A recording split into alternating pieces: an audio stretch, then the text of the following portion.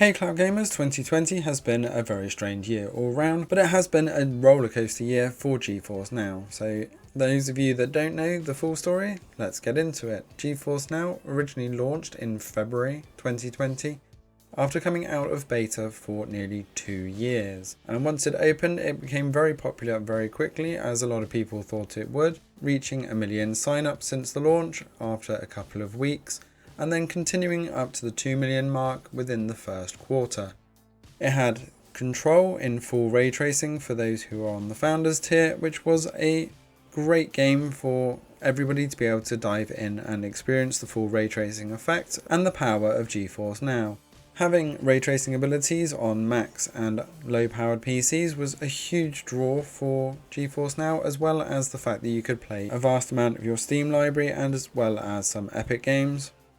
But unfortunately, that didn't last very long, as suddenly we got lots of news of publishers pulling out of the GeForce NOW platform. This seemed like a lot of doom and gloom for GeForce NOW, with some huge publishers including Bethesda and Microsoft Studios pulling out. Now we know why. But it did seem like it was very bad news for the platform, especially in beta, them having a lot of these big titles and them suddenly all disappearing once it was released. The doom and gloom didn't last too long though, and soon they moved to an opt-in model, which many thought should have been the way from the start. And once this was all sorted, publishers now had to opt in to get their games on the platform rather than it being assumed. And we started to get good news every Thursday, and we still do so to this day, bar the holiday period, that every Thursday you got to look forward to the Game Ready on GeForce NOW posts to see what games have been added to GeForce NOW this week.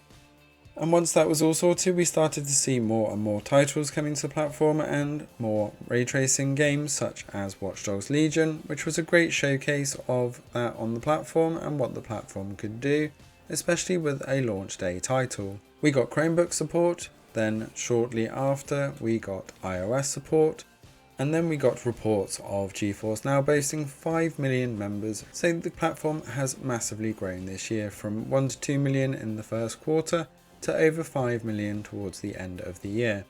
GeForce NOW is definitely not going anywhere, and with over 800 games available on the platform across Steam, Epic and third-party titles, as well as a whopping 75 free-to-play games, GeForce NOW has remained one of the best ways to play your PC games on non-gaming PCs. With the launch of Cyberpunk 2077, we got GOG support being added as well, which means now you have Epic Games Store, Steam and GOG all available to play a multitude of titles, with more coming in future. Cyberpunk 2077 is also the latest ray tracing game to come to the platform, as well as topping out the 2080 rig tiers and the 1920 by 1080 resolution at 60 frames per second. Thanks to the popularity of the game, as well as the number of founders that are on the platform, we are now seeing regular queuing even for founders on GeForce NOW games, especially for Cyberpunk and occasionally a couple of others. We can only hope that with the closure of the Founders Monthly tier for now, that nvidia will be able to catch up with demand, and next year that we see those tiers reopen, as well as getting some new tiers and potentially some higher rigs and maybe a higher resolution as well. Thanks for watching. Don't forget to hit that subscribe button to stay up to date with all the latest across all cloud gaming platforms, and we will see you next time.